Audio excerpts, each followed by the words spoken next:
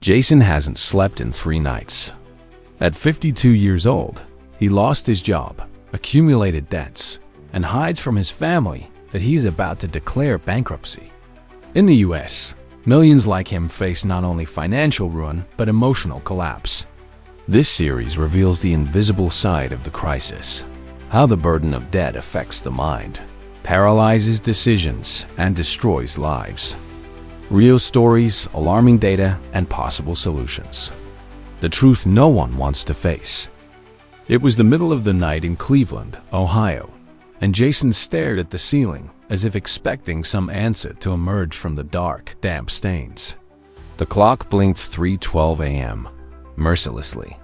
He had worked for 25 years at a logistics company, where he started out unloading trucks and worked his way up to operations manager. A Federal Reserve report published in 2024 showed that nearly 37% of American adults wouldn't to have $400 available for an emergency without needing to go into debt or sell something. The relationship is a vicious cycle. Debt increases stress. Stress paralyzes financial decision-making, and the paralysis only worsens the debt. The mind becomes trapped in a web of catastrophic thoughts. I'm going to lose everything. I'll end up alone. I'm a failure. Together, they analyzed his debts and drew up a plan. Consolidate his credit card balances into a single payment with reduced interest. But when he told her everything, he found understanding. His therapist suggested limiting exposure to social media and news reports that often exaggerate crises because the constant bombardment elevates cortisol levels, the stress hormone, causing even more anxiety. Instead, he began going for morning walks, returned to his hobby of restoring old furniture, and joined an online support group for people in financial crisis. The Anxiety and Depression Association of America recommends simple activities like light exercise, hobbies, or volunteering as accessible ways to reduce symptoms without financial cost.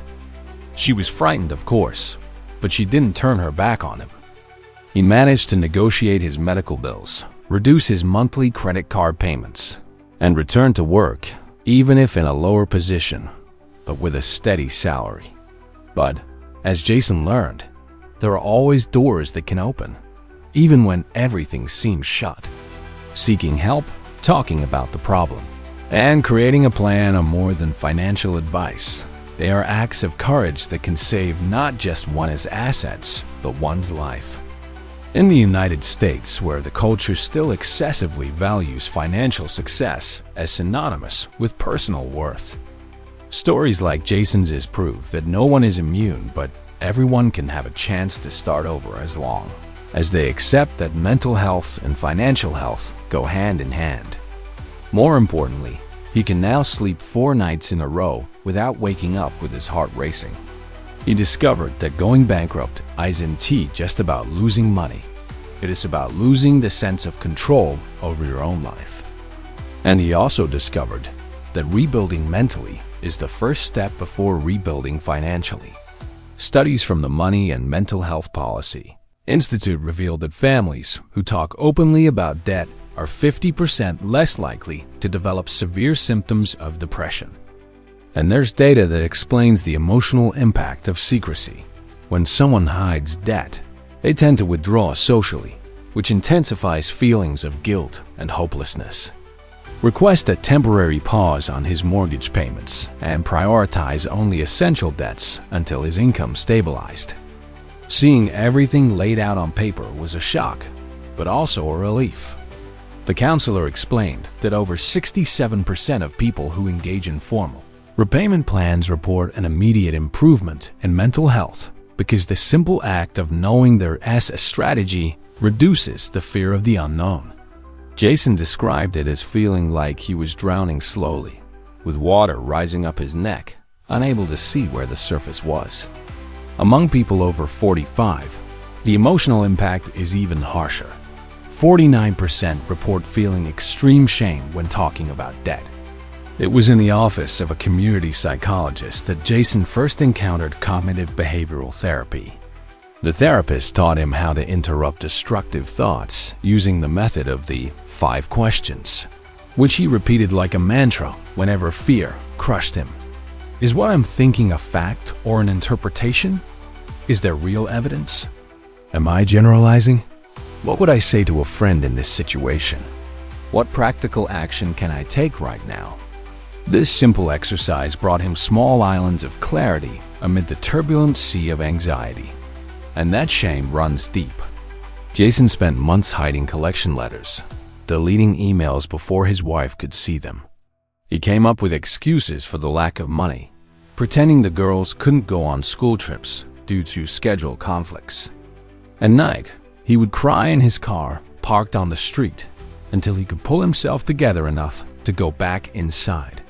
He bought a modest home, raised 2 daughters, and paid for vacations to Myrtle Beach every summer. But the pandemic, the shutdown of businesses, and the brutal drop in freight transportation were like an earthquake. His position was eliminated in a cost-cutting program. At first, Jason thought it would all be temporary. He sent out resumes, did Zoom interviews, but no one hired him. 2 years later, his savings had evaporated. His credit card maxed out, his mortgage fell behind, and the stack of medical bills began to grow after he was rushed to the emergency room 3 times. Believing he was having a heart attack, panic attacks, the doctor said. Outside, the wind rattled the trees, but inside the house there was a heavy, almost oppressive silence. At 52 years old, Jason never imagined he would be afraid to open letters, answer the phone, or worse, look his own wife in the eye. But now, fear consumed him.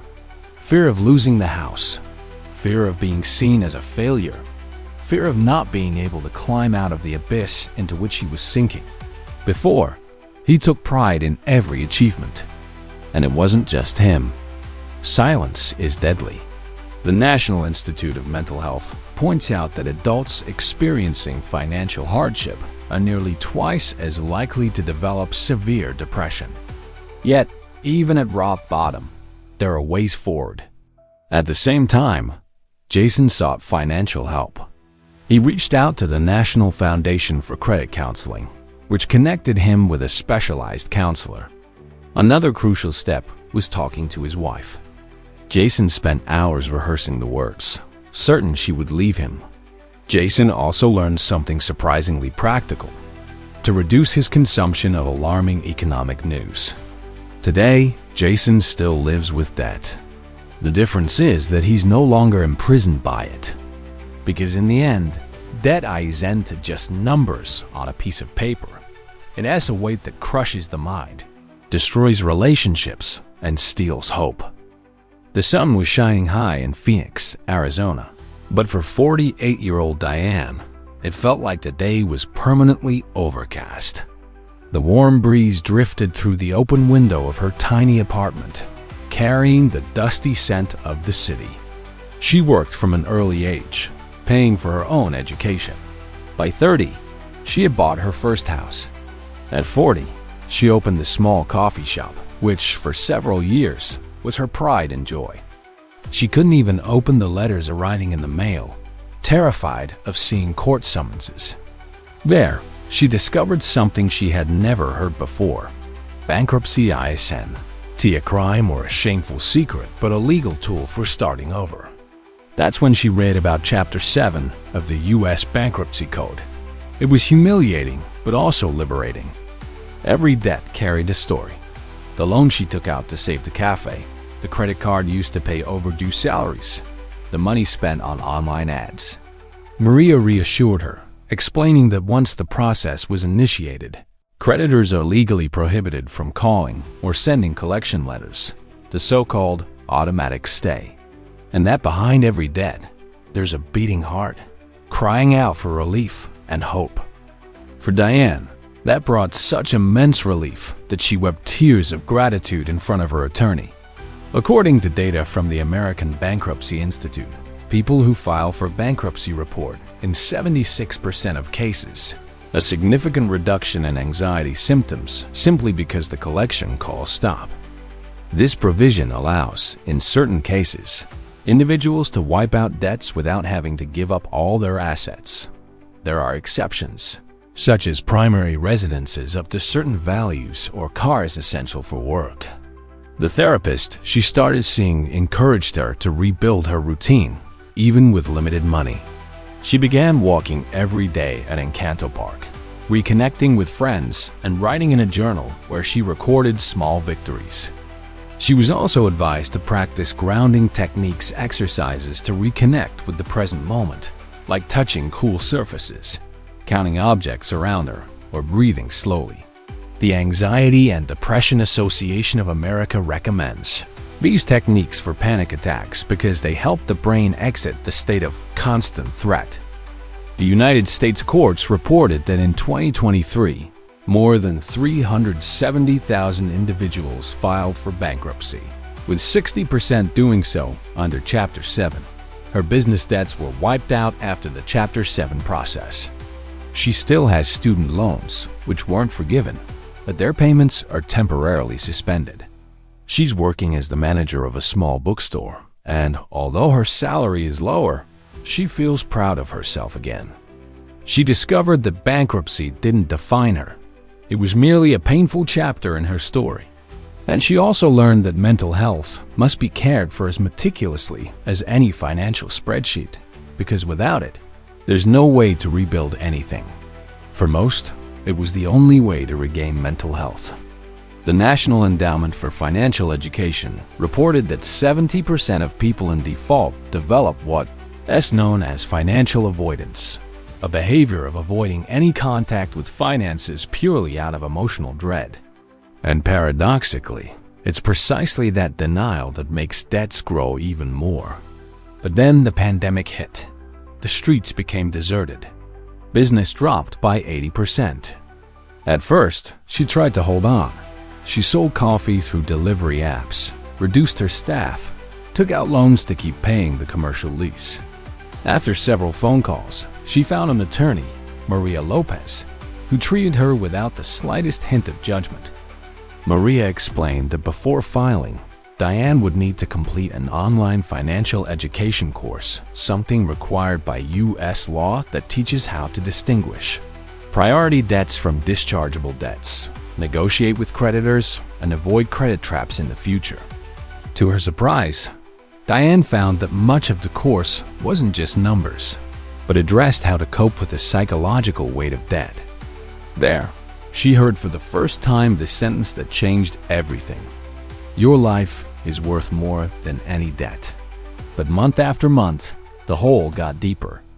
In 2 years, she owed $92,000 across business loans, credit cards, and personal lines of credit used to save the cafe.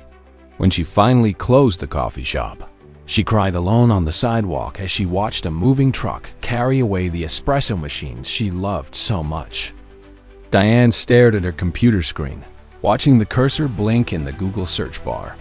She started avoiding friends because she couldn't stand questions about how is business going. She stopped visiting family out of shame. And in the midst of isolation, she began having anxiety attacks so intense that sometimes her face would tingle and she'd struggle to breathe. In 2024, a study from the American Journal of Psychiatry revealed that people who lost businesses or jobs during the pandemic were 3.5 times more likely to develop severe depressive disorders.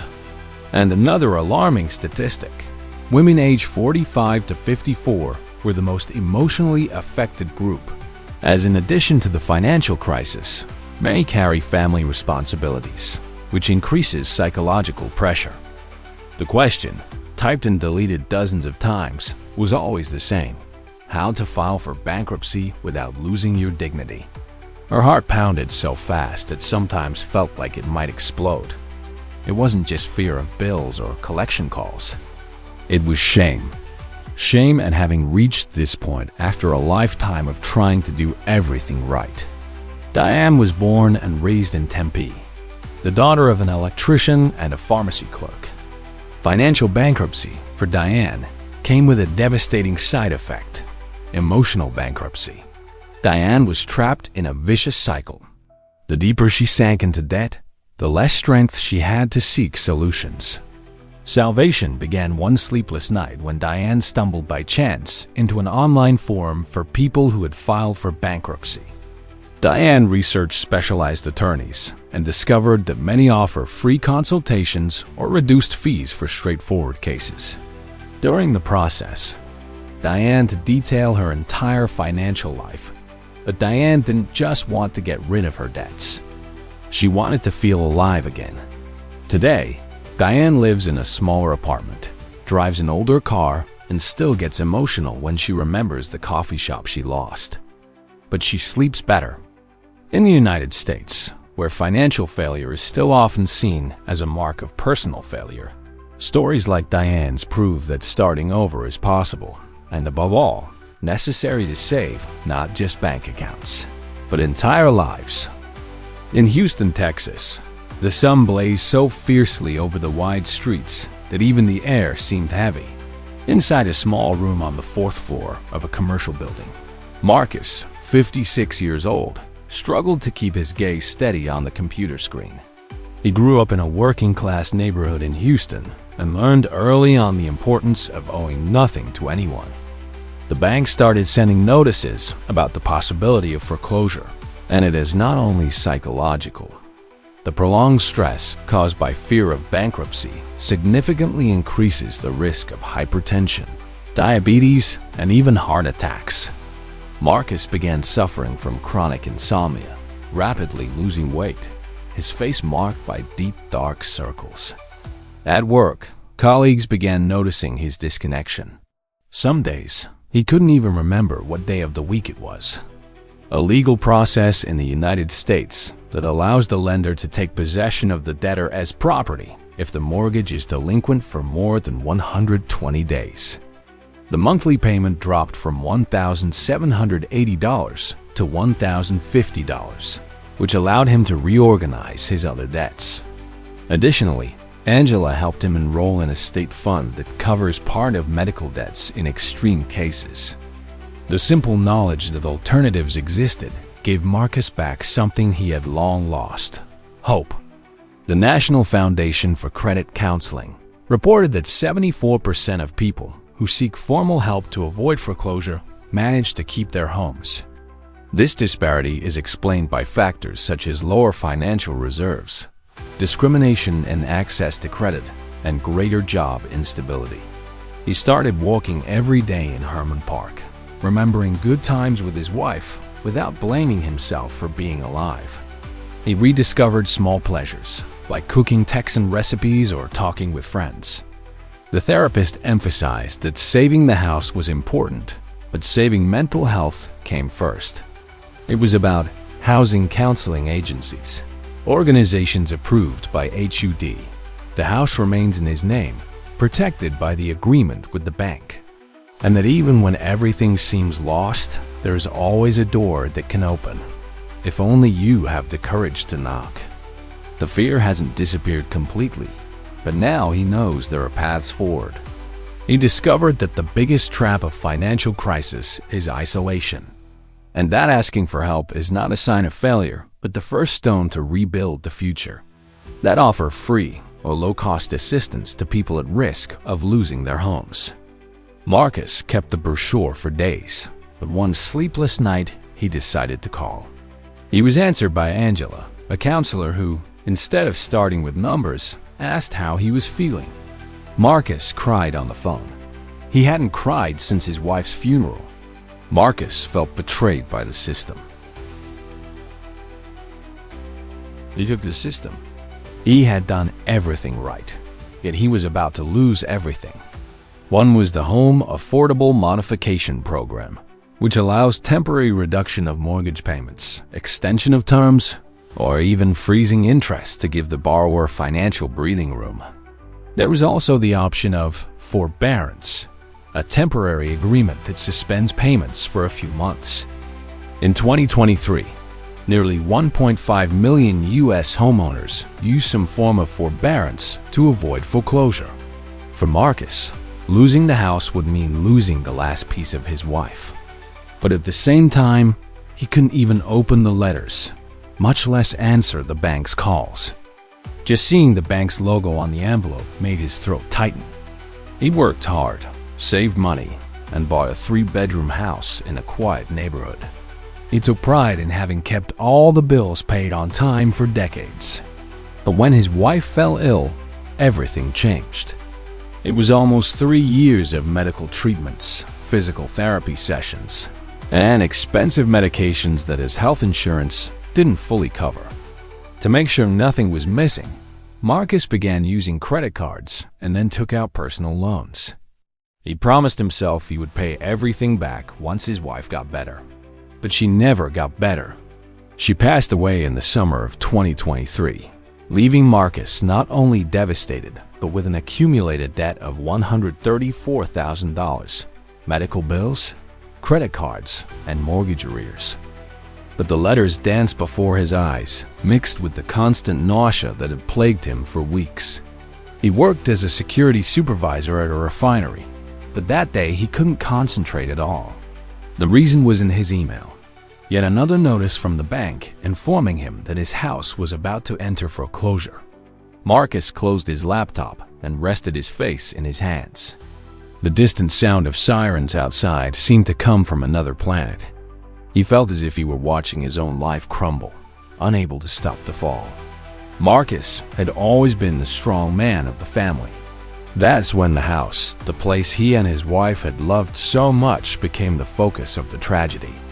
The American Psychological Association revealed that nearly 62% of people at risk of losing their homes develop severe anxiety symptoms, and 45% show clinical depressive symptoms. A study by the Urban Institute showed that among black families in the U.S., like Marcus's, the risk of foreclosure is almost 50% higher than among white families, even with similar income levels. The turning point came on a rainy morning when a co-worker, Jose, walked into the room and handed him a brochure. Angela explained that even in serious situations, there were options before definitive loss of the home. Guided by Angela, Marcus contacted the bank, which agreed to include his mortgage in a modification program. At the same time, Marcus began therapy. His therapist taught him grounding techniques to control anxiety attacks. Today, Marcus still struggles to balance bills and longing. In the United States, where bankruptcy is still seen as a moral failing, stories like Marcus's prove that financial life and mental health walk hand in hand. In a busy cafe in downtown Chicago, the sound of cappuccino steam mingled with the noise of conversations. But for 45-year-old Sarah, everything sounded muffled, as if she were hearing the world through thick glass. She had a good academic record, graduated in business administration, and at 32 was promoted to manager of a hotel chain in Chicago. The salary was good, almost $92,000 a year. She bought a small apartment, started traveling on vacations, and allowed herself small luxuries, a good wine, tickets to Broadway musicals.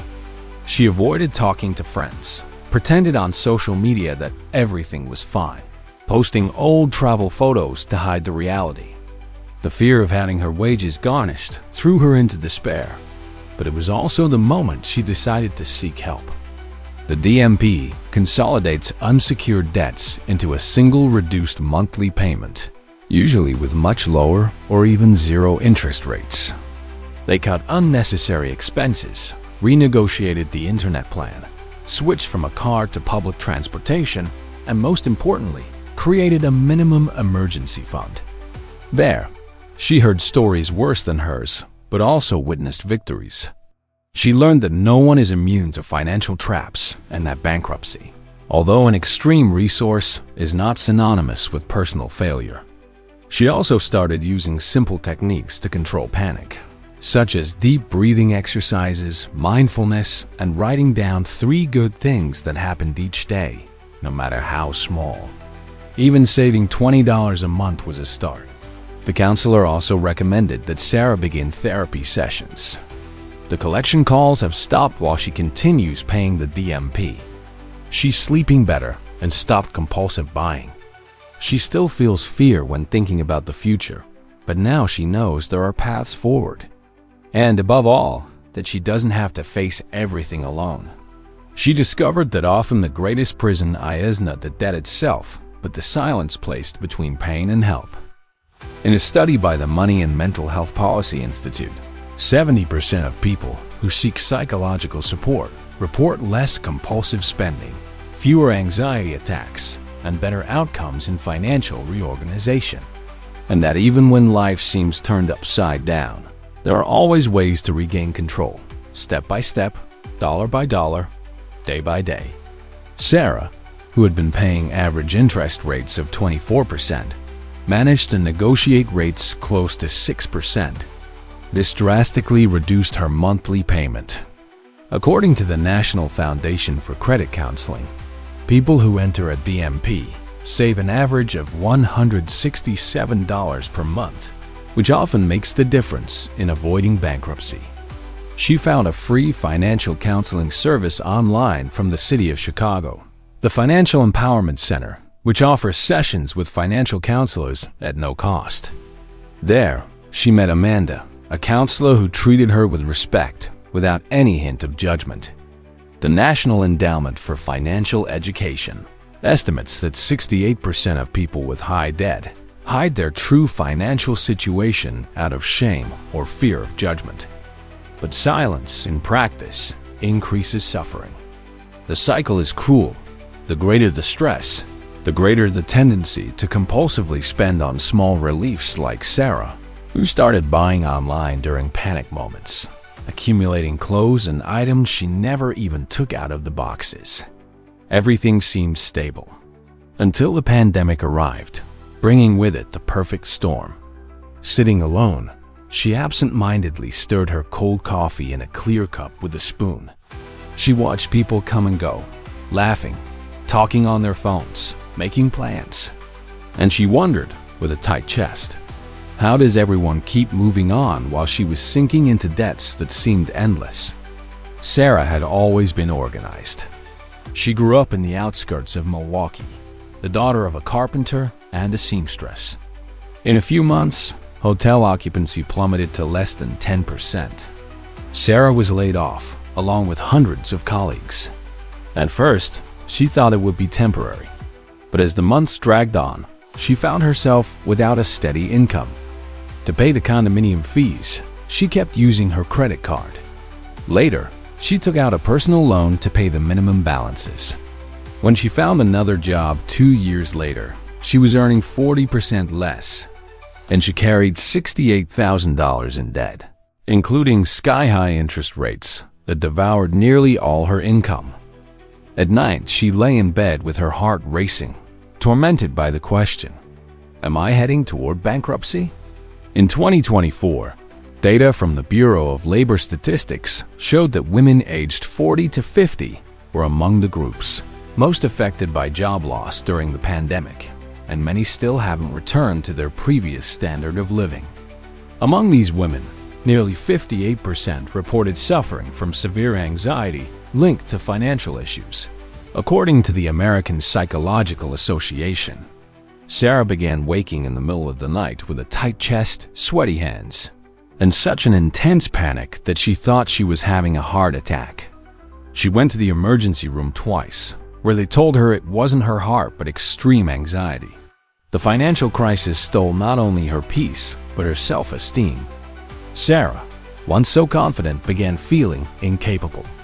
The breaking point came when Sarah received a court notice.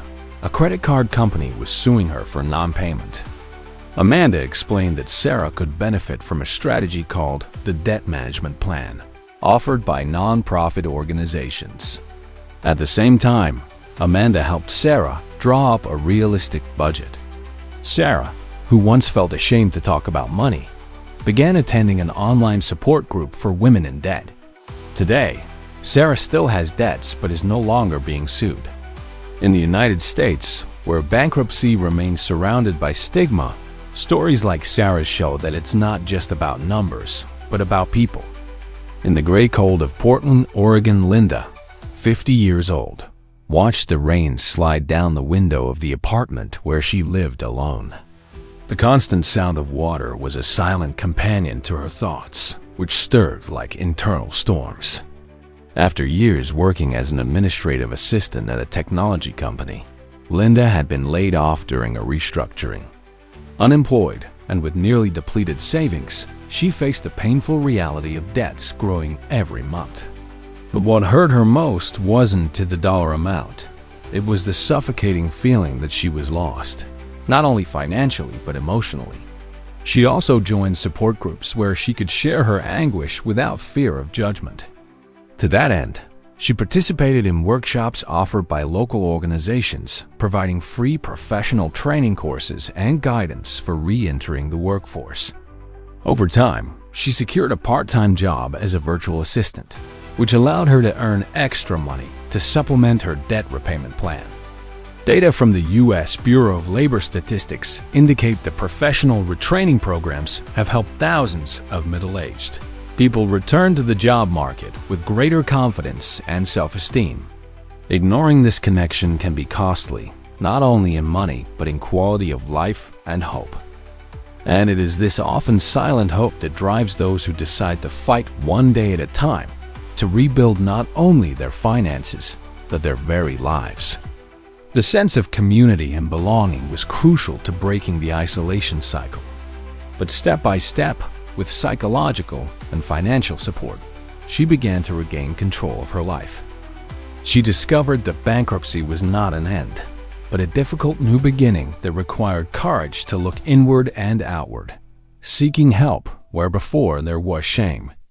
Additionally, she was referred to a financial counselor who helped her organize a staggered payment plan, prioritizing essential debts such as rent and utility bills, and renegotiating the rest with creditors willing to make agreements. Linda spent weeks avoiding opening her mail. Every white envelope was an invitation to despair. Medical bills, overdue invoices, legal notices. At the height of the crisis, she felt she couldn't bear it any longer. A recent study from Harvard Medical School revealed that 56% of people facing financial crises also suffer symptoms of mental disorders, including anxiety, depression, and post-traumatic stress. She sleeps better, has reconnected with friends and family, and developed a commitment to herself not to let fear dominate her financial decisions. She learned that the key to overcoming crisis lies in balancing mind and finances, and that caring for both is an act of self-love. For many, the fear of bankruptcy paralyzes, creating a cycle of avoidance and worsening circumstances. Linda avoided looking at her bank statements, postponed calls and negotiations, sinking deeper into isolation. She began suffering from severe insomnia and episodes of depression that prevented her from even getting out of bed. During the peak of the pandemic, the National Institute of Mental Health reported that adults between 45 and 54 years old showed a 38% increase in depression diagnoses. Linda knew she was part of that group, but shame kept her from seeking help. The situation reflected a silent problem affecting millions in the United States: the direct link between financial hardship and mental health. The turning point came when a concerned friend encouraged her to seek the local mental health program supported by the state of Oregon. There, Linda was introduced to an integrated support approach combining psychological therapy, financial counseling, and support groups. The therapist emphasized that caring for the mind was as essential as negotiating debts. Without mental health, no financial plan works, she said. Linda began weekly cognitive behavioral therapy sessions, learning to identify self-deprecating thought patterns and replace them with realistic, motivating affirmations.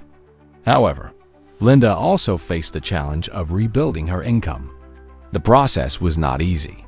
Linda faced relapses, discouraging days, and moments when everything seemed lost. Today, Linda is still far from paying off all her debts, but her mental health has improved significantly. In the United States, where millions face similar crises, stories like Linda's show that the path to financial recovery necessarily passes through mental health. Perguntar IR ChatGPT.